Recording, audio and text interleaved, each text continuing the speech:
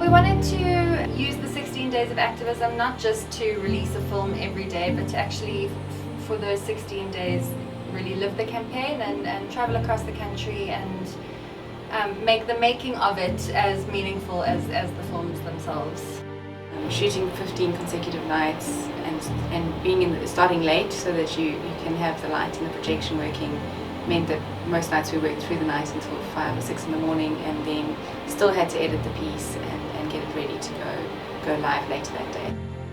So we had to find 15 stories to tell that we felt were representative of a range of locations, demographics, ages, to try and show that it really does happen anywhere to anyone. We then had to approach the families, which was incredibly difficult for us and for them. I think to have those wounds opened again was hard.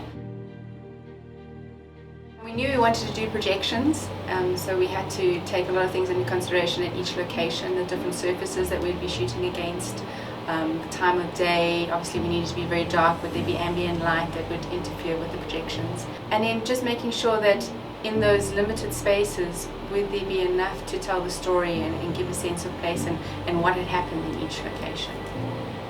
So the projectionist that we partnered with, Inka, she had incredible ways of manipulating the projection and the type that when it fell on the surfaces, she used glass bowls, powder that distorted the text as it fell on the surfaces. So it was really interesting ways that we could animate and move the projection and the type without special effects or things that were added afterwards. Everything was done there in camera.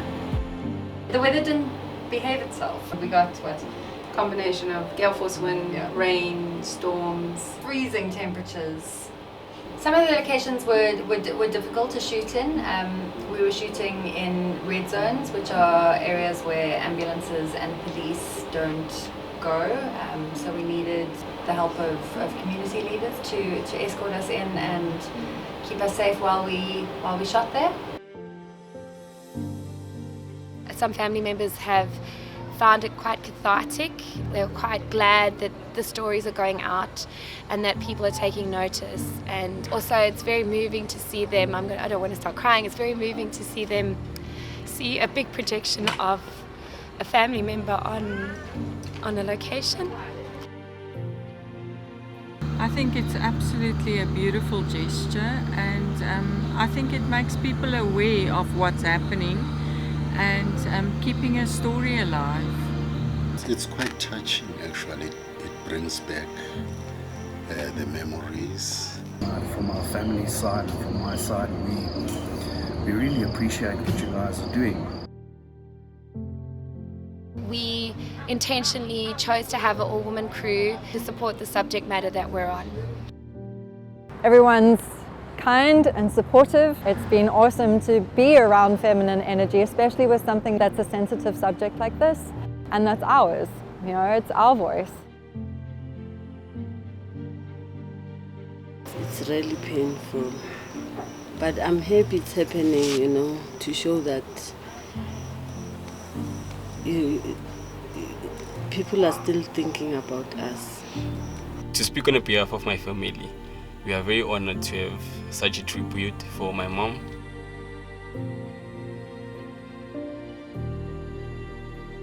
You read about murders and you read about all these terrible things and it's just a name in a newspaper and it's kind of not real.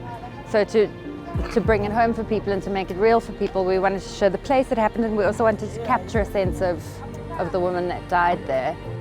Each location is different, each story is different, and to try and capture a little bit of the essence of that's what I'm trying to do in the edit, is to try and get people to feel what we're feeling because we get to be there.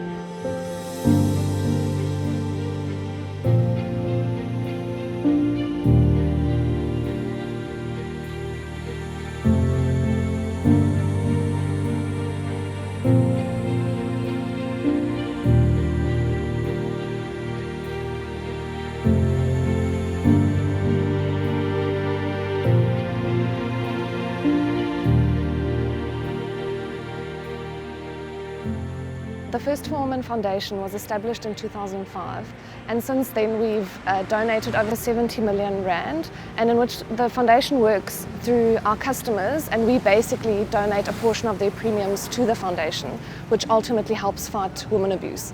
And we've helped over 90,000 women through all the organizations that we support. And we really believe that the more women who join First for Women, the more women we can help. In 2017 we launched our For Women platform. It's a platform that consolidates women abuse fighting efforts.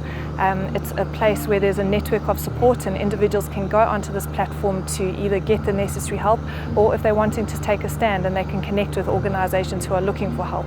And it's something that we are growing, it's something that we're encouraging all South Africans to become a part of, and this is one of the platforms that we're using to continue fighting women abuse every day of the year until it no longer exists.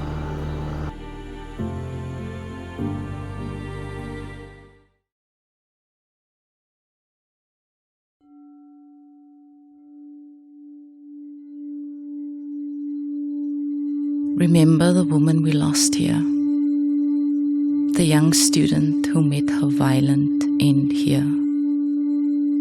Her name was Uyinene, lured into her killer's lair, unsuspecting and unaware, a sacrificial lamb to the slaughter.